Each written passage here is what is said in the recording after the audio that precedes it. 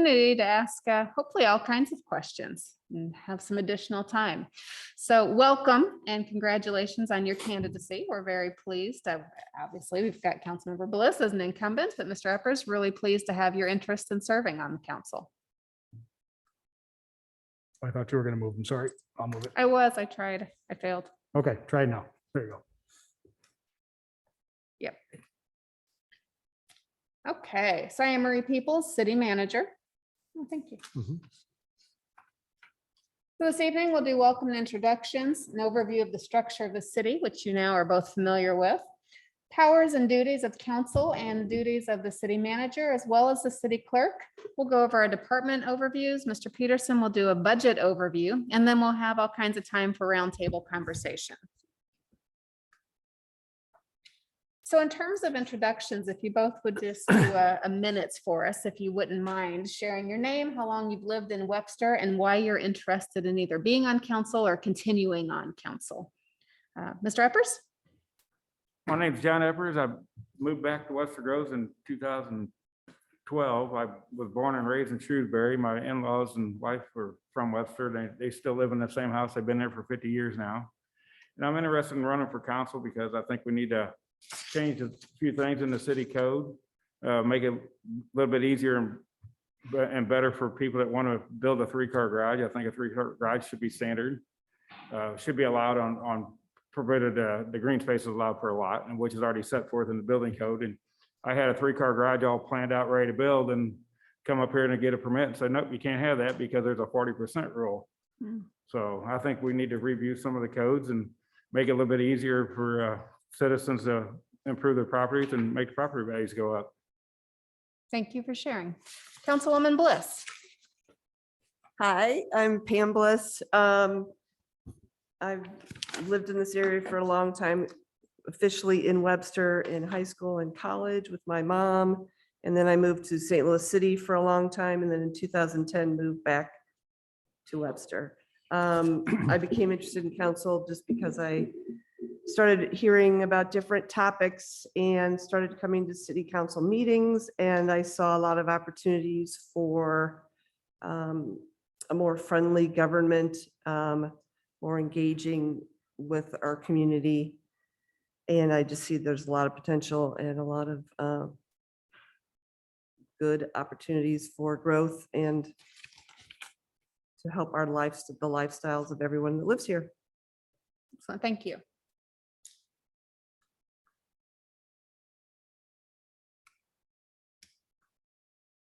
All right, so our organizational chart. First and foremost, we have the residents of Webster Groves who of course elect the council members and determine who will represent them. The council has 2 employees, myself as the city manager and then the city clerk who you'll be hearing from. And then we're divided into department structures. We've got assistant city manager who's also the director of finance, and that's it, Mr. Eric Peterson. And we've got fire department, police department, public works, parks and recreation, planning and development, and human resources. So in total, we have 10 departments and offices, and we've got about 155 full-time benefited employees, which is just a snapshot in time. That does, of course, fluctuate. And then we've got the same with 150 part-time non-benefited employees, which also fluctuates.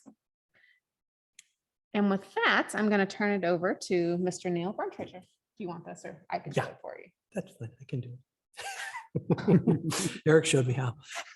Good evening. I want to talk to you a little bit about some of the legal issues and primarily the structure of the city of Webster Groves, because it is something that is, in my opinion, generally not well understood by our residents. Okay, so you can see here that the charter was adopted by city residents in 1954. The charter itself is online. You can find it on our website, as well as the city code. It's a very easily accessible site. And the charter itself is not long, but the charter is important because it's like our Constitution. It sets forth the powers of everyone in the city itself, from the council on down. And that includes the powers and duties of the city manager herself. So the charter section 1.2 sets out the council manager form of government. Now, this is different from what is the traditional sense of city structures. Most people think that we have a situation where a mayor is elected, that the mayor has certain powers. It makes the mayor the chief executive. That's the way it is in the city of St. Louis. And that the chief executive is going to, as the mayor, is going to run the city in all of its details. Here it's different. The mayor itself is essentially a ceremonial role. The mayor has no more or greater power than any other council member. So essentially, they simply have a single vote. The only thing that they do differently is that they do run the meetings. But other than that, they have no veto power and they have no control over the city and its day-to-day operations. There is in the, click this one. Told you. I got it. All right, nope. Other way? Go backwards, couple, one more. That one you're looking for? Nope. That's not what I'm looking for either. I'm looking for number 12. All right. Charter section 1.2, as I mentioned to you, sets forth exactly what we do as a charter form of government. When we look at the next section, why does it keep going the wrong way at me? Because I keep hitting the wrong button. All right. I'm looking for 2.13 and I'm there. So here we have in section 2.13 of the charter itself, the roles, the power and the duties of the council itself. And you can see it's primarily to spend, tax, borrow, own, condemn, make ordinances, regulate, and license. Now that's putting a lot of what they do into very short form, but I would encourage you to read the charter because it's in plain English. It does set out what can be done and what the council must do. Could I go to next 13? Section 2.2 is what I've described to you, which is the role of the mayor, which is primarily a ceremonial role. It is obviously still an important role. We have that as an elected position, but other than presiding over the meetings, no greater power than any other council member. Now, if I could go to 14, this is the powers and duties of the city manager.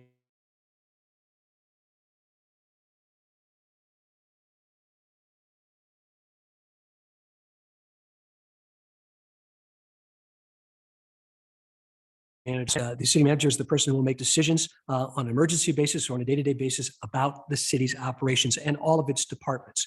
Now, I point that out because there's a very distinct difference between what the city manager does and what the council does.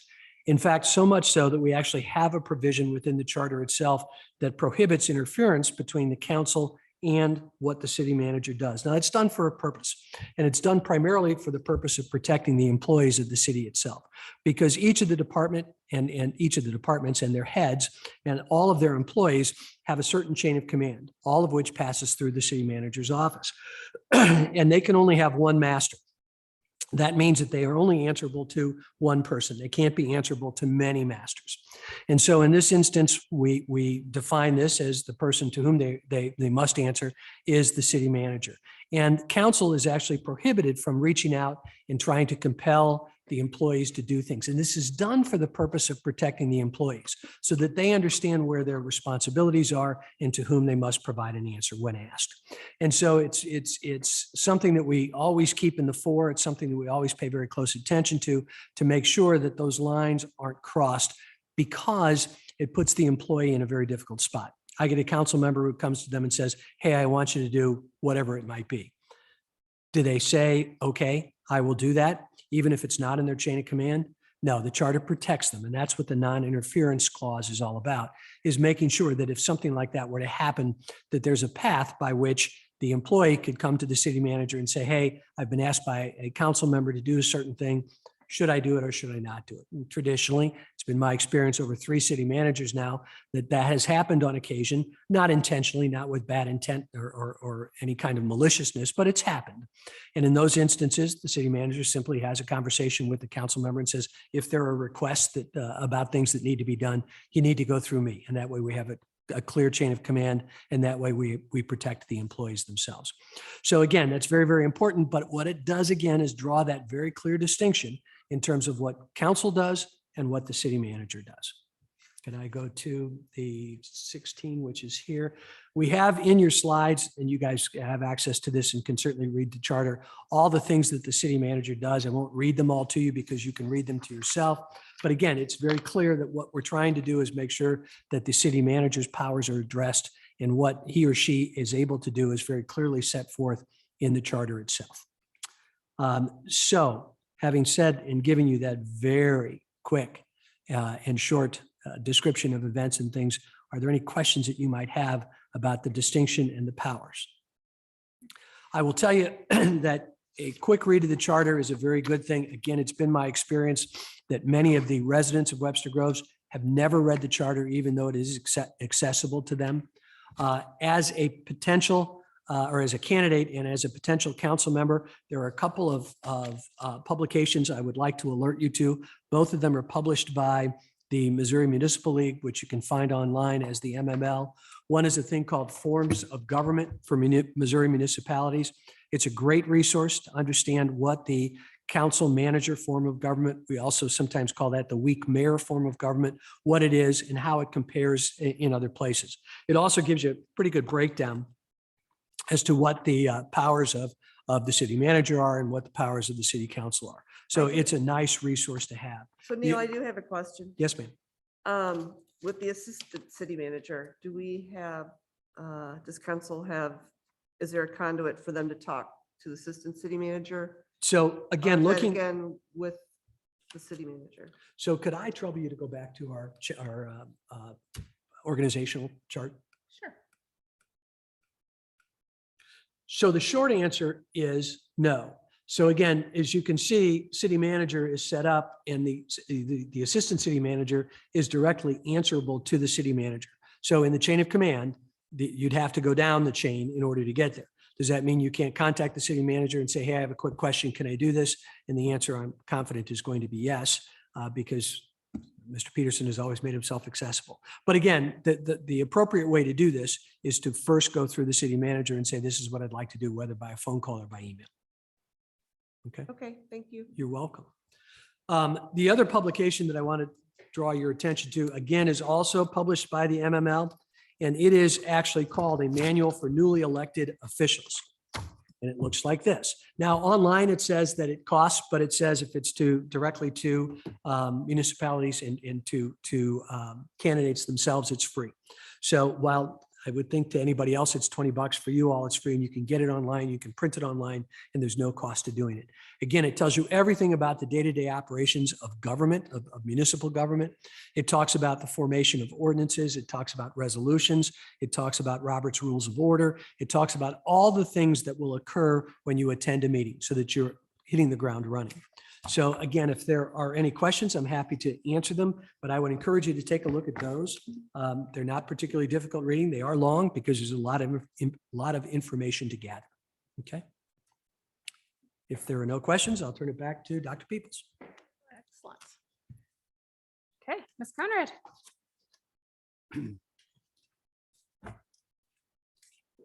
Just tell me when you want me to go forward. Just tell me when you want me to advance. My name is Jennifer Conrad. I am the Deputy City Clerk. And in the City Clerk's office, there's the City Clerk, who's Katie Nakazono. And she is a certified municipal clerk.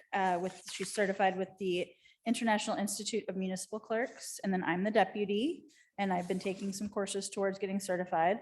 The primary duties of the City Clerk's office, one of our main duties is that we serve as a liaison between the mayor and city council and the citizens. So a lot of times when people have questions for council or they want emails to council or anything like that, we field those, excuse me, and assemble them either immediately or to go into council packets.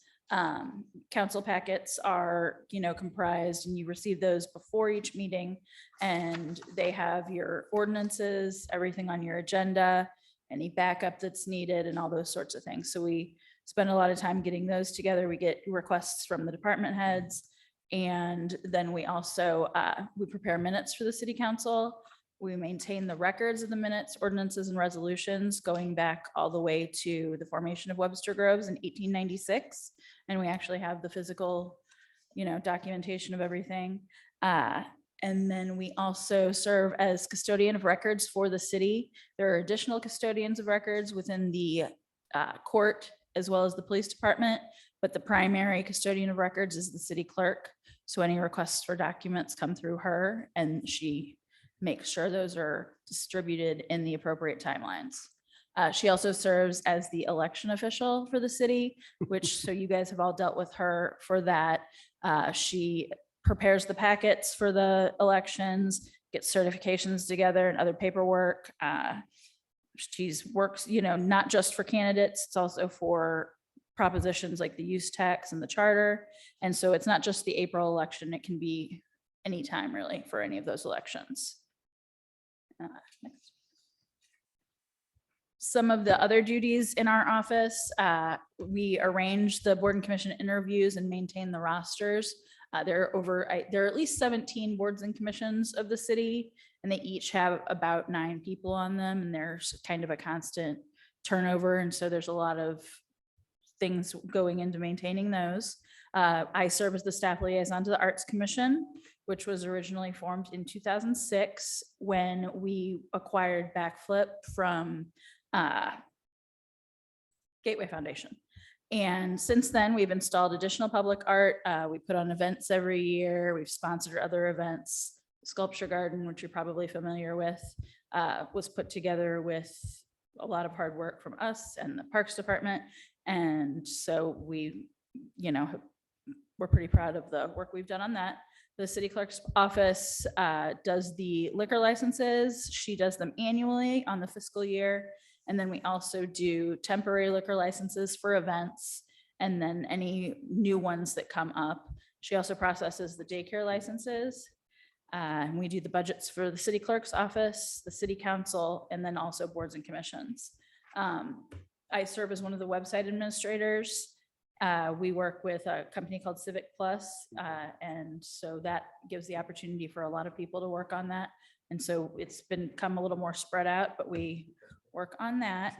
We draft resolutions and recognitions and proclamations and resolutions and ordinances and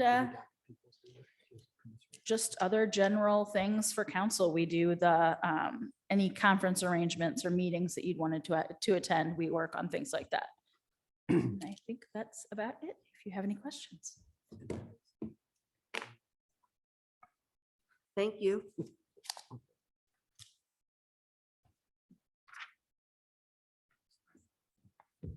Hi, I'm Mara Perry, Director of Planning and Development. So our department is a department with basically 2 essential arms. We have the planning and development side, and then we have the code enforcement side.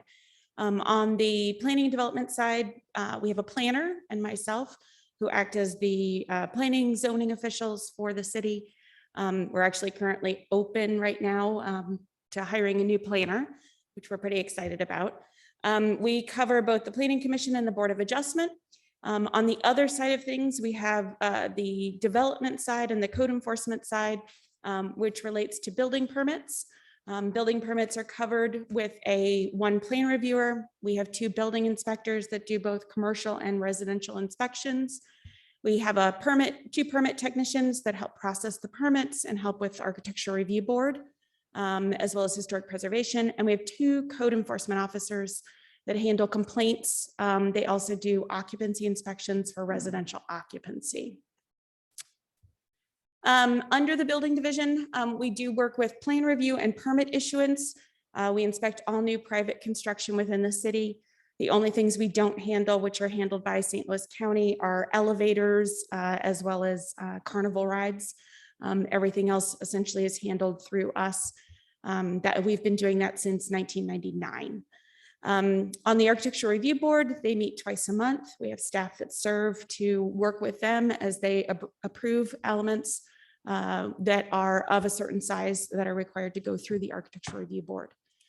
Our housing division, which covers the existing structures code, that provides the occupancy inspections for all of the homes that are either sold or rented within the city, as well as all apartment buildings. They get inspected 1/3 of the units each year on a rotating basis.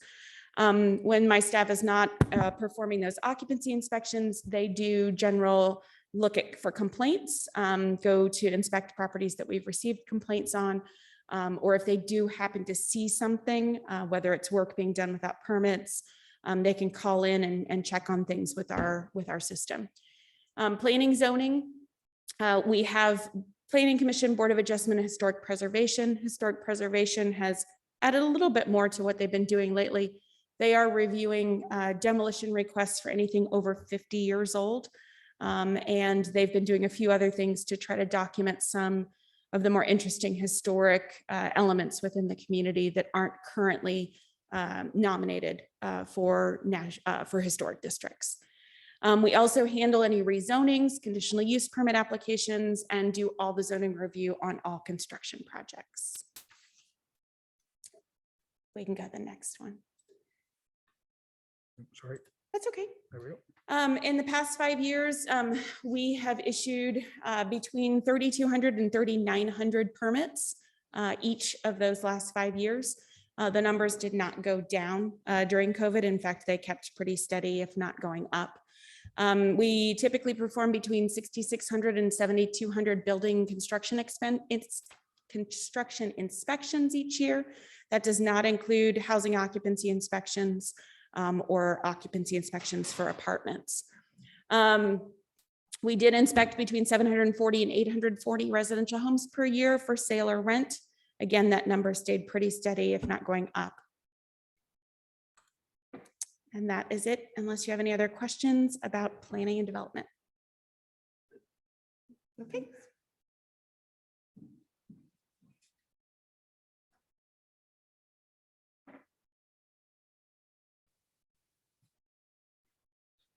Good evening. I'm Dale Peterson, the Chief of Police. And Eric, if you can go to the organization. Thanks. Whoops, went one too far. There you go. Thank you. This is our organizational chart. We're comprised of two different divisions, the Field Operations Division and the Investigation and Support Division. As you can see in the chart, there are two people directly below me. I'm my administrative coordinator. She's responsible for the chief's office, but she's also responsible. She was basically the administrative assistant for the entire department and also assists with records. The professional services lieutenant is our accreditation manager. We just received our 6th accreditation. We've been continuously accredited since 2004, receiving both flagship and meritorious designations in our certifications. The Field Operations Division is commanded by a captain and has 2 lieutenants over 4 squads. The officers work 12-hour shifts on patrol. Each shift covers 5 districts that we patrol. The Investigation and Community Service Division does follow-up investigations. They do community-oriented policing. They also have the school resource officers. We have a school resource officer at Hickson and also one at the high school.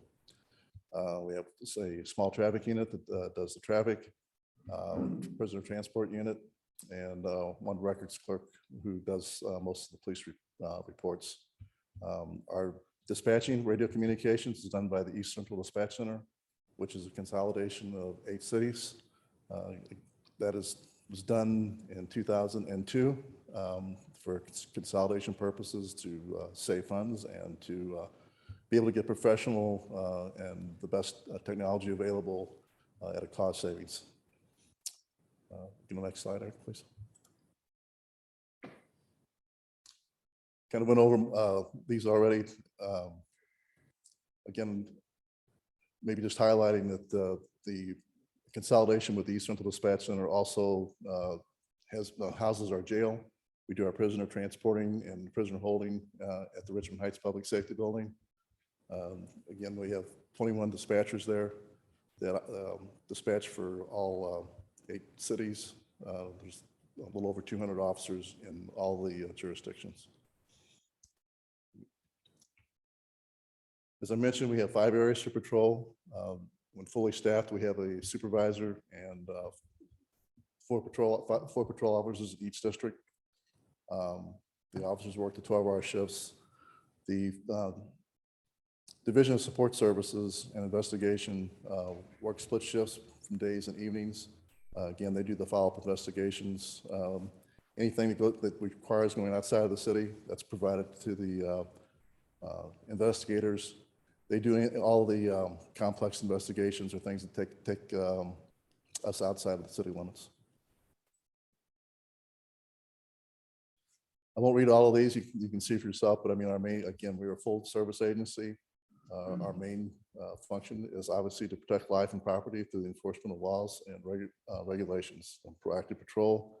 We do a lot of community service, the SROs. We do a lot of work with different organizations and with different neighborhoods. Our SOs are quite busy. They have do a lot of functions at the schools. Our traffic division also does a lot of work with neighborhoods and with the school district in terms of putting on classes and those types of things. That's it, unless you have any questions. Well, thank you for your service, Thank keeping you. us safe. Thank you. Is there anything being done about all these kids jumping out and running and ransacking all these cars here lately? Well, it's, as you can imagine, it's a difficult thing for us to tackle. It's not happening just in Webster Groves, it's happening throughout the St. Louis area. And we do have some surveillances and some techniques that we use and we actually have been successful with on some occasions. But what will happen generally is they will come into an area in a stolen car or one of their cars, 3 or 4 of them, and they will disperse, and it's hard for the officers to see anybody. And even if we get a call, we have on several occasions interrupted break-ins in the cars, but our policy is that we do not pursue unless it's something that's life-threatening, felony that's life-threatening. So the officers, once the pursuit gets onto the highway or gets onto the street and goes over a certain speed limit, we really can't chase them. So it's a very difficult issue. We try and tackle it with proactive patrol. And so we have some surreptitious measures that we use, some decoys and things of that nature, but it is a difficult issue, not just for us, but for every agency in St. Louis County and St. Louis City.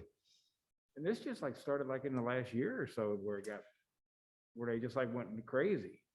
It's been it's increased quite a bit in the last 2 to 3 years. Okay.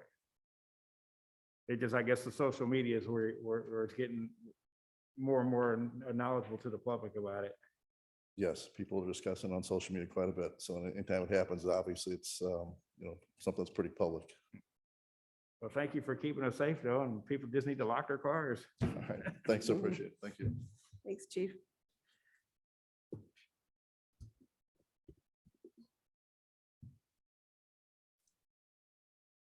Good evening. My name is Brett Ellis, Fire Chief, and we are a full-service fire department, fire, EMS, rescue, public education, prevention. And one of the great things about Webster Groves Fire Department is that all of our firefighters are paramedics. So we provide advanced life support, whether you're on the ambulance or the fire truck, with those life-saving measures. We have 3 shifts. They're on a 48 hours on, 96 hours off schedule. And each shift is commanded by a battalion chief. He has 2 captains, one at Firehouse 2, one at Firehouse 1. And then we have 4 firefighters on every heavy apparatus. So our staffing each day is 12 to include the battalion chief. We're one of the few cities in the area that have battalion chiefs, which is a great bonus to have our shift commanders running the day. As far as our prevention side, we do have our assistant chief, Chief Boehner, who's our assistant chief, handles our fire marshal prevention side. All of our crews do inspections, but he's the one that goes out and follows up for some of the code enforcement that takes place.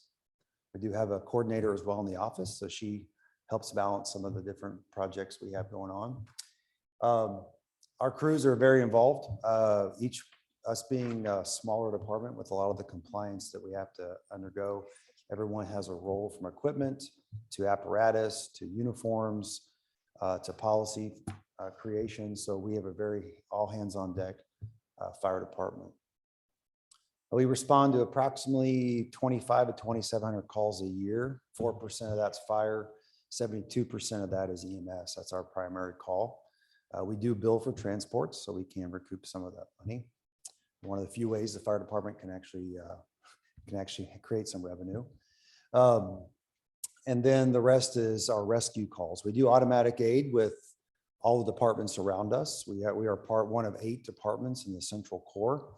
And because of the size of all the departments being smaller with resources, we all automatic aid each other. So that's why at times, a Webster Groves ambulance could be in the city or it could be in Shrewsbury, and then we're getting other ambulances as well. So we work really well together with our friends around us. Some of the initiatives I have is to increase our training with our automatic aid departments. A lot of the firefighters already know each other, so we should train together because we play together. We have a fleet of where we do have one reserve apparatus, and our ladder truck will be up for discussion here pretty soon. It's taking about 18 months to 2 years to build a fire truck. Parts are hard to get, so we have to start talking early about that. We do have an ambulance that's on order, and we hope to get it here by December of this year. Again, it's just been a nationwide shortage of different parts and equipment. But again, we provide a full ALS, so that's a great benefit to our city. Again, public education is a huge part of our outreach and part of our fire department. There's the Firefighter Community Outreach Program that has a great rapport with the community, where they go out there and look for ways to make an impact in the community and find some needs. Everything from pouring a walkway for a gentleman who's wheelchair bound to handing out lunches at churches and schools. So our outreach program is very strong with our firefighters. We also provide a number of services, from home safety inspections to smoke alarm installs, where we'll go out and make sure people on the preventative side are educated.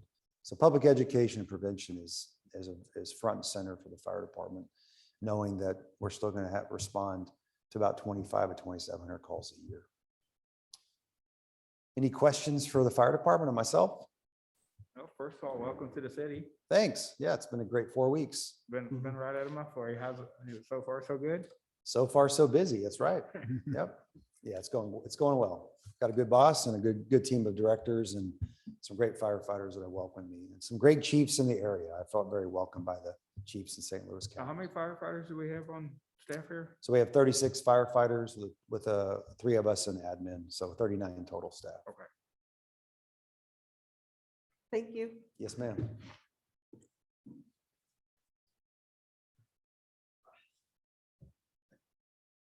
Hello, I'm Todd Ray, Director of Public Works. In our organization chart, Todd, how come they used your high school picture? that's my LinkedIn picture from like 10 years ago. But hey, I had the goatee, brought it back. So we have 2 divisions in the Public Works Department, the engineering side, which does all of our design work for our construction projects, city projects and that, and oversees them, inspects them all. And then our street division side, which maintains all of our roads and bridges and that, so, and does snow plowing, which is coming up tomorrow night. So there's 5 employees in the engineering division, and we handle the waste contract for the city with waste management, and we run the sewer lateral insurance program. We do all the construction and maintenance projects that are done not only for engineering side, but also for other departments. We handle the excavation permits when somebody's going to dig up the street or the right of way. And then we do in-house design for our street repair program. And like I said, we work with the other departments on their engineering needs. We've helped the Parks Department recently with replacing some of their walk paths in Blackburn Park and Ivory Crockett Park. So, and that was done with our street division employees. Street division has 18 employees. They maintain all the roads, do the storm emergencies. This past summer, we had a lot of downed trees with all the storms. Dr. Peoples came up with the great idea of splitting all that wood and giving it back to the residents. So we have a pile down at our service center that you can come down and load up your trunk and get some firewood. Again, gonna need it in the next couple of days. We do our snow and ice, which is what's coming up here. We also help with the chip seal program, which that's kind of on hold right now because we've been having some issues with that. We install the ADA ramps and sidewalks. We do all the maintenance on all city vehicles except the large fire trucks. Those have to be done outside. Right now, our head fleet mechanic has left, so we're in need of getting a new head fleet mechanic. We do have another mechanic who does all the oil changes and all that, but he can't do the real big engine repairs. We do street sweeping and striping. We reseal and stripe city-owned parking lots, not just here at City Hall, but there's several other parking lots throughout the city that the city owns. And then we take care of all the light standards, the maintain 5 traffic signals. We just replaced them all, so they're all brand new over the last 3 years. And then we remove the dead and dangerous trees, and when storms knock them down, we clean up the streets and that to get them out. So those streets are back open. Filling potholes and doing the street plumber cuts with the excavation permits. We do the repairs on the streets to make sure that's done to our city standards.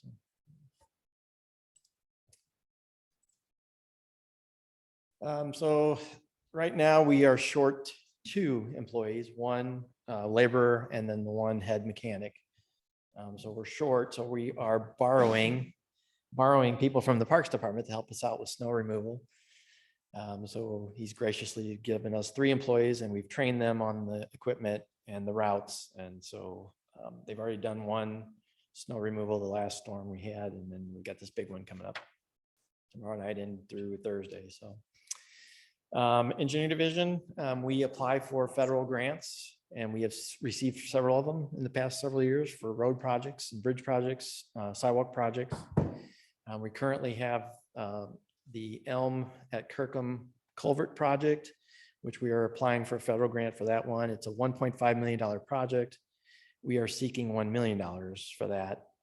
And then the 500,000 would be the city's portion, but 300,000 of that will come from our MSD taxing money that MSD collects, and we take 50% of that to use for our discretion.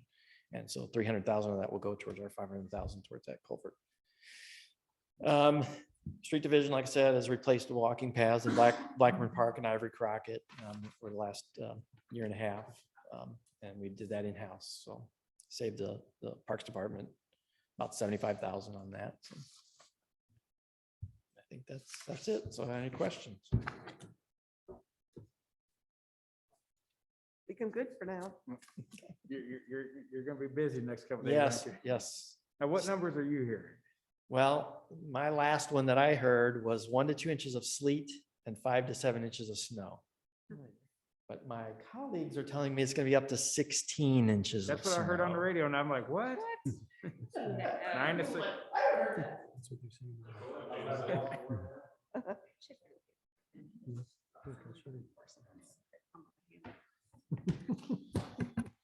Good evening. Scott Davis, Director of Parks and Recreation. We've got 20 full-time staff members in our department, split over 2 divisions, the Park Operations Division and Recreation. We've also got about 21 full-time equivalents of part-time staff. Currently, we're at 102 part-time employees, and they work about 43,200 hours a year of part-time staff for us. So quite a few part-time folks. The Parks Division, we were lucky enough in April of 1999 that the citizens approved a proposition for tax increase, for parks and stormwaters. That was a new state law that was passed back then that allowed that collection of that sales tax. Parks gets 80% of that, and Stormwater Fund gets 20% of that. On the park side, that tax brings in about $830,000 a year. So we use that money specifically just in the parks, either to pay for some staffing for the folks that maintain the parks, or for capital improvements and ongoing maintenance and things in the park. So that's really when the park system took off here in Webster, was right around 2000 when that tax was increased or first funded. We've got 21 parks, 121 acres. A whole lot of ball fields and courts and stuff in there. We also maintain about 45 acres of city properties, City Hall, the firehouses, medians and right-of-ways around town. We're mowing and maintaining those. And then we provide all the beautification services for 3 different business districts in town. We do their plantings throughout the growing seasons, and then we'll do snow clearing for them this week and other times. The rec complex was opened in 1994. So it's getting up there. The aquatic center is aging out. 30 years is kind of the typical lifespan of one of those facilities. The inside complex has had a couple additions, or had one addition to it with another one planned. So in 2008, we added on the fitness center and some meeting rooms. And in fall of 2001, we were awarded a almost $500,000 grant to add an addition onto the meeting rooms, where we'll hold not aquatics, sorry, aerobics classes and stuff. And then we'll also hopefully be able to use that space for increased banquet facilities so we can have larger rentals and such. That pool, like I said, is aging out. So we're planning on going out to the residents and asking for a no tax increase bond issue in April of 2024 to blow up the current aquatic center and rebuild it with a brand new aquatic center.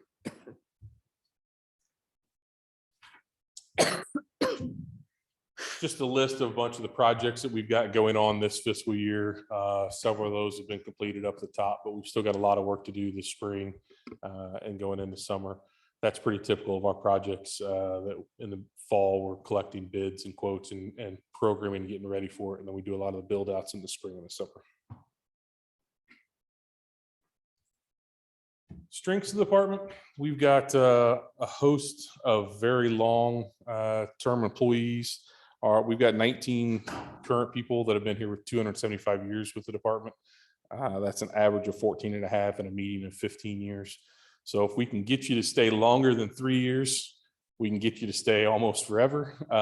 It's just getting those brand new employees to stay longer than 3 years. We're having a lot of turnover in 2 or 3 years in those folks, and then they move on to new things. So those challenges are hiring for us and keeping those younger staff or newer staff engaged and on board. And then COVID-19 continues to weigh on our revenues and staff morale and morale of the people coming in to use our facilities and such. As far as COVID revenues go, we are still down because of COVID. So as of today, we're at 43% revenue collection and 41% expenses. So we are mitigating those lower revenues by staying under on our expenses, but that is a concern for us ongoing. And that's all I have for you.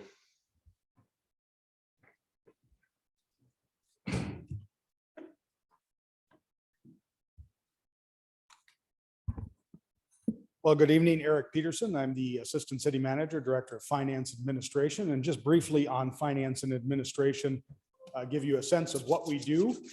We have many different pieces and program units of our department, very much focused on internal services.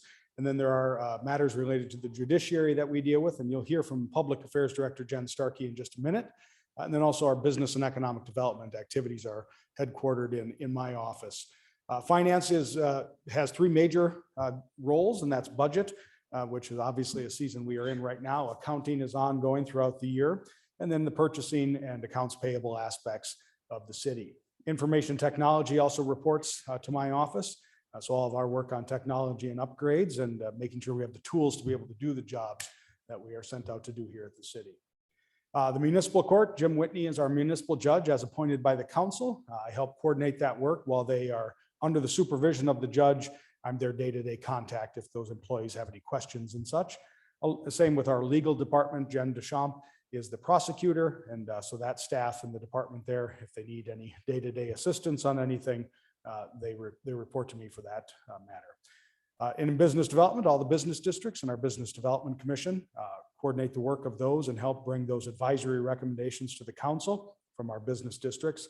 And then I'm going to turn it over and let our public affairs director, Jen Starkey, explain public affairs and engagement if you have no questions of me on the overall of what finance and administration does. All right, Jen. Hello. No problem. So hi, I'm Jennifer Starkey. I'm the Director of Public Affairs and Engagement. And when looking at the org chart for my department, it's a smaller one. I report to Eric in the finance department, and then beneath me is customer support, because as far as community engagement, they're kind of the first line of defense between the public and City Hall. So they're able to answer a lot of questions, and they're often the very first introduction to people when they get their occupancy permits and things like that. So customer support, there's 3 people and they're all full-time. Parts of public affairs and engagement is strategic communications, just kind of implementing the city's strategic planning goals throughout the year. Brand management, ensuring that the Webster Groves brand is being used consistently and appropriately. I can talk a little bit more about that. We just went through a branding style guide update. So it kind of looked at our logos and made sure that they're the exact same color when you see them on everything, that we've got primary colors and secondary colors and an official font, so that when you get something in the mail from the city, it has a certain look to it, so that you know it's an official document. Communications support, assisting other city employees who need support for their programs and projects. And that can be everything from helping Todd promote pumpkin composting and light recycling, so that everybody in the community knows that it's here, or trying to get some press for Scott when the goats came. So we were on all of the different TV stations in St. Louis when we had the goats that were eating all of the greenery on elms. So that was kind of a fun project. Community engagement, that takes the form of live events. Like we had the event for the Douglas Hill project where people were able to give feedback on that. And then also online surveys that we do, and a balancing act project that I believe Eric will be talking about, to get community input as to how they think that we should spend the ARP funds. Crisis communications is also something, just if anything were to happen, knock on wood that it doesn't, into the city, helping deal with the media and making sure that everybody in the community knows what they need to know on that. And advocacy communications, just kind of working with the state legislature and making sure that we know the different important things that are affecting us and that the community knows them as well. So some of the individual ways that comes forward, the tasks that I have: social media. When I came to the city, we had an official Facebook page. And since coming here, I've started an official Twitter page, and both Facebook and Twitter are verified as government accounts, which means that we can do campaign advertising and that we're also marked as an official source of information if anybody were to come across our pages. We have an Instagram account, and we are also on Nextdoor and LinkedIn to give official updates for the city. Media relations, just working with primarily Webster Kirkwood Times, but we've also done some work with KMOX, St. Louis Public Radio, the TV stations, and St. Louis Post-Dispatch in the Business Journal. Writing, I write various articles, and I help create presentations and other things.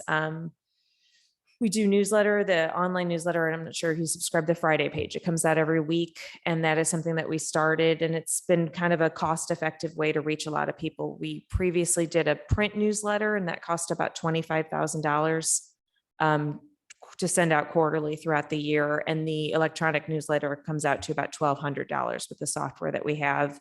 And we're not only able to use the software, but also the police department and the parks department can use it when doing communications out to the community. Website. I know that when Jen Conrad spoke about the city clerk's office, she mentioned that she's a website administrator. I'm one of the other main website administrators, and Jennifer and I have been working with the IT manager for a website refresh. So we're hoping that at some time before the summer, you'll see a fresh look to webstergroves.org, and that it will be changing to webstergrovesmo.gov. So that'll be a change that's coming up. And then also event planning and promotion. So helping out different departments with the different events that we have and making sure that the public is aware of them. And that is pretty much it. Do either of you have any questions or? No. Okay, I will turn it over to Eric then.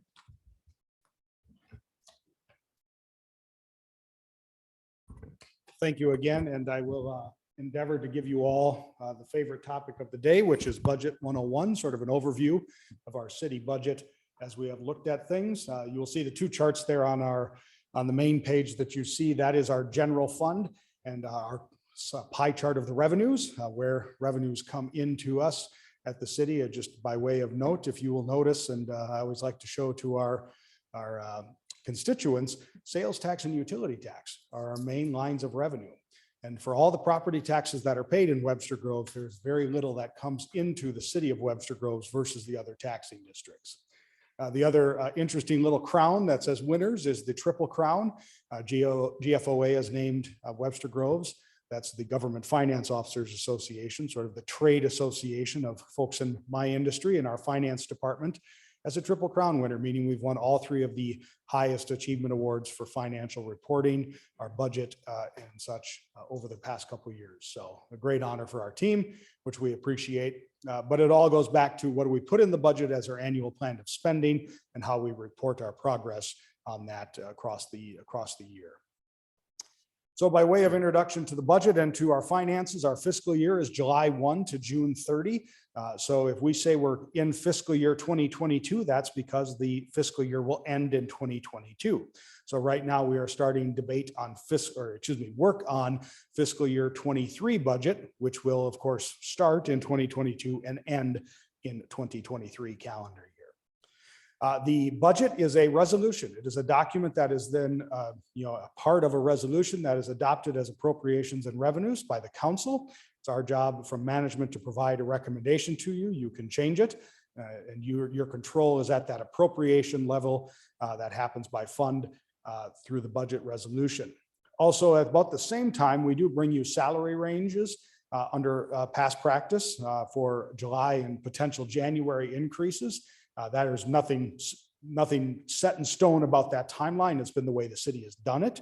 And those are ordinances that are passed by the city council. Of course, I bring up salary in relation to budget because of the general fund, 76% of the cost of the general fund goes to personnel services. So salaries are a major component of what we appropriate money for. And then later on into the summer and the fall, we will set the property tax rates. They are set by council action, obviously very, very controlled by the state in terms of the limits of property taxation. So there are maximum limits of which the city can set the tax rates. The city obviously can lower the tax rates if they do choose, but that is by ordinance. So those are the main vehicles and drivers. There are other actions you could take, fees and licensing costs and such like that, which are at the council's discretion, but they come up far less frequently. Some things that we cannot take, like the sales tax, right? With the use tax now, that's a council discretion to put that on the ballot, but the council itself does not have the legislative power to institute that new tax. So that's why we don't often deal with those, and those are in our calendar of fiscal items, one-offs and the exceptions to the rule. I want to describe the funds of the city. We hold 16 different funds of money. And so the top above that black bar are called the governmental funds, which are the ones that you will deal with by far and away the most often. The top one is the general fund. That is the most discretionary and most flexible pot of money. And of course, when we talk about the budget, the one that gets the most attention from the council, right? Because it pays for most of the services.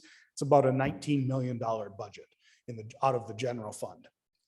Then there are 5 special revenue funds. They are called special revenue because the revenue is derived from a special purpose that the legislature allows.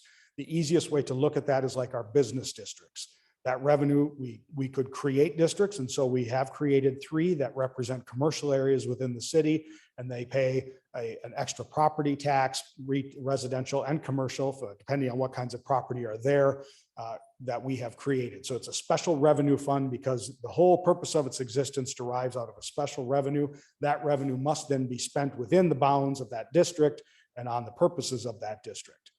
Public safety and street improvement are the same, considered a special revenue fund. Even though they're citywide, they are derived because the differentiation of them is not necessarily the spending, but the reason for the revenue creation for the public safety purposes of the city and for improving the streets. It's a much different conversation in the capital projects because they could be considered special revenue, but capital is a well-defined term, right? What is capital? The city paying for my time as an employee is not a capital asset. There is not a tangible product that you have in time and hiring staff. You do have capital projects in what you are building and an asset that you then put on the books as part of the city's financial condition. So that is the reason for our capital projects. The biggest fund there is the capital improvement fund, which is the general fund, which pays for vehicles and for capital improvement maintenance here on City Hall and any of our buildings. Park improvement fund, as discussed by the director, is very specific to the parks. The stormwater improvement fund must be spent on stormwater improvement. The sewer lateral fund must go to sewer lateral purposes. The grant fund is a fund where we put grant intake. So the fire department receiving a grant, it would go into the grant fund and then expensed out of the grant fund. So we don't commingle that fund, those funds with grants in our regular revenue streams. And then right now we have the new Firehouse number 2 fund, which is obviously to build the fire station down on South Elm, the firehouse. The other fund that we have added this year is the American Rescue Plan Fund. That's obviously federal funds, so that's very much like the grant fund, but we would call that likely special revenue, considering that we don't know the expenditures yet out of it. So if there are capital expenditures that the city council decides to make, we may separate and make another fund to just appropriately catalog that. We then also have the debt service fund. So that is a fund wholly for debt service. So that is paying off the general obligation debts, the bonds that we owe as a city. We have bonded for the firehouse. That's our most recent example. The taxpayers approved a bond. We sold the bonds, put that money into debt service to pay them off, about $1 million a year to pay off the debts. And if we do go forward on a pool, the aquatic center in 2024 would be same purpose, would be general obligation debts. The fiduciary funds indicate our interest as a city to hold money, but not for our purposes. So it's no different than the fiduciary role that your investment advisor would have. We take in revenue in the police and fire pension fund that goes towards the paying of the promises we made for police and fire pension. So that is the role of that fund. Not listed here is also the fact we are a fiduciary for the library. We hold funds and do services for them and make reports to the state and such for the library. Despite them having their own board and being their own entity, we do have a relationship in that way, given the way the state law about a city library is created. The city revenue streams, we look briefly on these, but we categorize them into 11 categories. Property taxes, intergovernmental revenues is one that's a very big term that really means your motor vehicle fees, other things that other governments would pay and bring into you. So things that are passing through the county in the way other than sales tax are counted in that. So tobacco tax would be in the intergovernmental revenue. It's the easiest way to put it to you all. Sales tax is obviously pretty explanatory, although we are a pool city for sales tax. So that doesn't mean, actually, when you look at our most recent numbers, we put in just a shade over $2 million of sales tax into the pool here in Webster Groves, into the whole pool in the county, but we take back almost 4 million, about 3.8 million in sales tax. So we are a net positive in terms of sales tax because we are obviously taking back more from the pool than we are putting in. So sales tax is a huge role for us. But unlike other places where they get to keep their sales tax, just growing a business to sell more doesn't necessarily turn into a result for us because we have to balance population within the pool to actually see a growth in sales taxes. Obviously, licenses and inspection fees are self-explanatory. Utility taxes as well. That is both electric, gas, electric, gas, telephone, and also there's one other, and I can't remember it. Water. Thank you. Water receipts in there. Fines are an area where we have seen a reduction over many years as we talk about some of the budget issues of the cities. Fines are just generally falling as a level of revenue. And there is a very qualitative values-based moral issue, if you want to put that into budgeting, about should we count on court fines as a piece of revenue. That's a conversation that's happening across America. Obviously, at one time, we had a very large segment of our budget paid for by court revenues. That has been falling over the years. And I'm not making any judgments about that, but there is a conversation that is happening all across governments on should court revenues be existing as a revenue stream or not. And so just so you're aware that those kinds of conversations may come up. Charges for services, I think of our police training fees as a great example, or our ambulance costs. That's a charge for service. Recreation fees are self-explanatory, and then there's other income, other revenues. So other small areas that may contribute into the revenue streams. So this is our budget for fiscal year 22. The first graph on the left is the revenues and expenses for all funds. So you can see the budget was adopted with $24 million expected of revenue across all those funds, $30 million of expenses. On the general fund, we have revenue of 17.1 and expenses of 19.477. And so it has been a historical trend for the city to have, while the budget is balanced by using fund balance, to have these disparities between revenues and expenses. Doesn't mean it has to continue, doesn't mean it has to stop. That's a question that we take to the council in all senses of the budgeting. Historically, also, I just want to point out, the city's been very good to, while we may have $30 million in the budget or 19.4, whatever you're looking at, that we actually come in under budget usually every year, rather than exceeding the budget authority that has been granted by the council. Now, what kind of percentage do they come under budget? Yeah, it varies year to year. It depends on the pressures and such. I've seen some years, and looking back at the historical record, that's, that if you were looking at a raw number, that, this 19.4 may come back at 18.1, in some regards. So it's part of the conversation we want to have in budgeting about making sure we're approving the accurate amount of funds. So the budget is trued up to what we expect expenditures to be. COVID certainly has exacerbated all these issues, right? Because revenue has plunged in that time. So some services had to be pulled back. So if you look at Parks and Recreation in fiscal year 21, and then this year, we had some shutdowns. So it looks like they've underspent their budget, but in reality, you can't have a day camp if you have a COVID outbreak. So of course you let staff go, and it changes the arc of the spending compared to the planned arc. And that's one of the challenges of budgeting in general, is you're making a point in time determination of values and the plan you want for the year forward on budgeting. And of course, you never know if it's going to work out till you get almost a year and a half later when you close out the budget and really look at the numbers. Did that plan work out the way we anticipated it to? So that's one of the things we want to provide in this budget process, is that historical look, and have we over appropriated in any way? Is that, or such, or maybe not? And so we just have to look at all those things and ask ourselves those questions as we go through that budget. So what you're saying, that 19.4 could be 18.1, It could be. I've seen years like that. Yep. but then you're 17.1 coming in, so you're still $1 million short. Yes.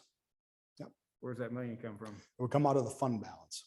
It's a fund balance. So every one of the funds that we just discussed, as we look back here, has a balance of money in savings that's not been budgeted.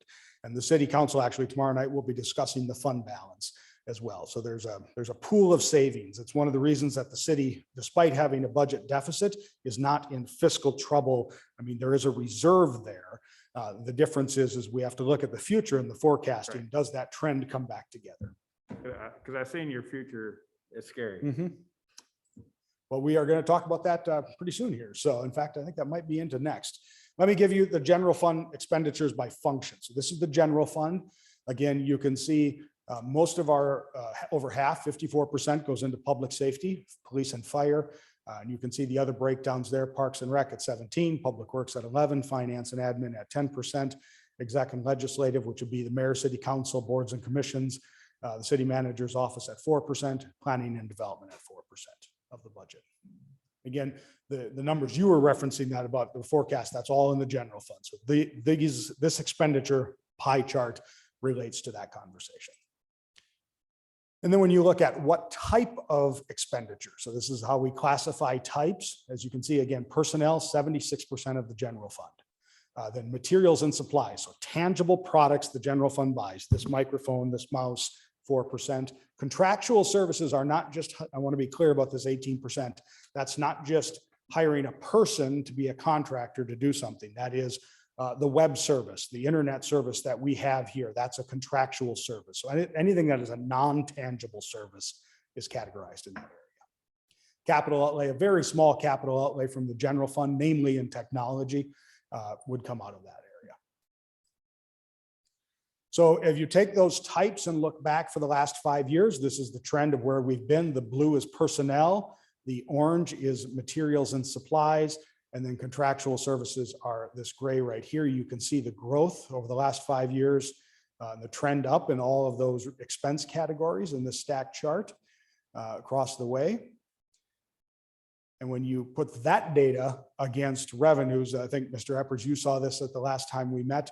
Yep. This is the orange line is our budgeted expenditures going up. And then our gray line is our revenue, including the fund balance. So that is the reserves, the savings that we have applied in those years to help make the budget balance. Now, I want to be clear, this 18.23 right here is really big because that includes the CARES Act. So we took 2 million out of savings in the height of COVID in that budget, and 1.58 million from the county, from the federal government through the county, gave us that big spike in that area. But the yellow line really speaks to the revenue concerns of the city. So even this is revenue without the fund balance being used.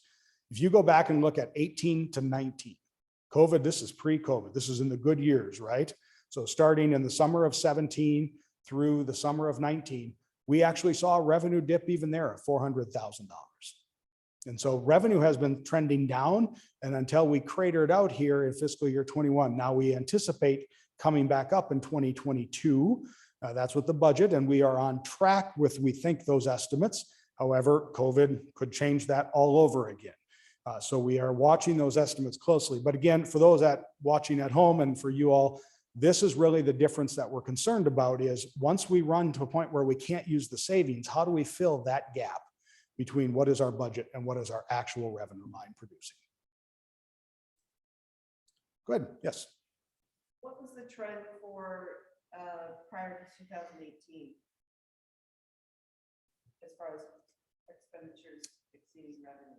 Absolutely. And so I don't have a chart for that. I'm sorry, council member, but I do know that in 17 and 16, we did apply fund balance, which would indicate that our revenue again was below where the expenditure was. So I don't know about the revenue trend going farther back, but I certainly could provide that to council and the public as well. So We've looked back for 5 years as a building a basis to look forward 5 years of the 5-year plan. So they've been running a deficit since 15 at least? Would have been July of 15, yes, when we started fiscal year 2016. Now, they were very small. This gray line and the yellow line were very close. So maybe $100,000 was transferred from the reserves to the budget, but there was a fund balance transfer, which indicates, again, budgeted revenue was not anticipated to meet the needs of the budget, the spending budget. Right. So a timeline for you all. First of all, I want to say that as all of you know, and as you run for office, every line item in the budget has its own constituency. It's a great quote from Walter Wriston. He is the former CEO of Citicorp who helped save New York during its municipal finance crisis. We have done our budget kickoff. That material is available to the council and is available to the public on our budget site with the staff. And we will begin in February to have balancing act for the general budget. And so if you haven't already, I know Councilmember Bliss, you've been on it, but if Mr. Eppers, if you haven't, I encourage and anyone in the public to go use our balancing act tool for ARP funds. It is an excellent simulation for everyone in the public to figure out how do we prioritize spending A over spending B and what's more valuable to us and how do we make sure to balance this budget. And really, I'm really happy. We've been under 2 weeks open and we have 74 submissions as of this afternoon, which from my perspective, watching budget engagement here in Webster Groves is a really high number in a short time. So. And in the submission, would they reach the balanced budget? That's correct. So, and for those in the public who are maybe watching and for yourselves, we'll have, you can certainly do that. We'll have some instructions as well and lots of options because our budget's so much bigger than the ARP budget. So there's a lot of options that we can have and present to the public on how they could balance the budget, including some revenue options, right? We can now build in the use tax, which is a potential revenue that could apply. Do you support that? Or do you want to see that added to the budget? Yes, no, right? And that'll help people put those kinds of estimates in. To our departments and those who are watching, one of the things we do with those estimates that's a little different than ARP is we know the historical data. So if we, let's say, want to add a police officer, we know the full-on cost of adding a police officer to the budget, right? And so we can have a surety that we've got the right numbers and really create some binary choices in that regard, but also give people flexibility on many of the options. We have changed, and we didn't change this presentation, but our budget will be delivered to you, to the new council, excuse me, on May 3rd. So we don't want to interrupt your inauguration night for the new council on the 19th. That still will leave us four times, the 2 May and 2 June meetings, unless the council wishes to have any extra meetings as well to work through budget presentations, to also talk about any issues, go through amendment process and such on the budget. And then we do need to obviously have the budget adopted sometime before the end of June so that we can begin the fiscal year on July 1. Unlike some states, we don't have continuation. We need to, by the state law, pass the budget. Otherwise, come July 1, we don't have appropriations to continue funding the government. So with that, I will happy to take any questions. And Dr. Peoples, we just roll right into roundtable overall and any other questions? Absolutely. So On that ARP fund, you can put that straight into the general. yes, so And I'll set absolutely. And I'll set your deficit. Yeah. So we can now, since actually even our last meeting, the federal government has reset the rules on the ARP funds to allow for what's called the $10 million standard allowance.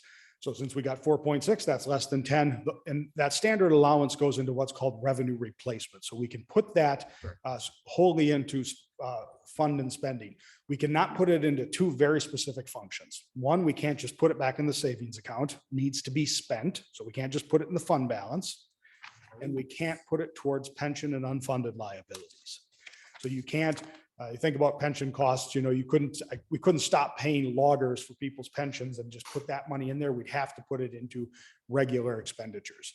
Certainly can do it.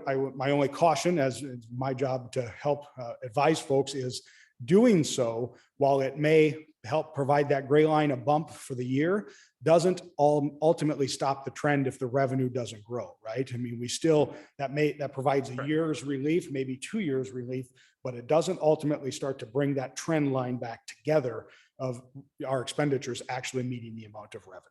But you can rebound from the COBRA. From the Absolutely, COVID. yes. Yeah. Yeah. Other questions, conversations about any of the topics? The budget questions are great. And there's so much more than budget, but unfortunately that is the current topic, and we'll have a lot more budget discussions as we move forward. We will not belabor the evening and hold you. Does anybody else have anything they'd want to share? Okay. Greatly thank both of you for being here in person. So thank you very much. If you think of questions later, feel free to ask. Thank you.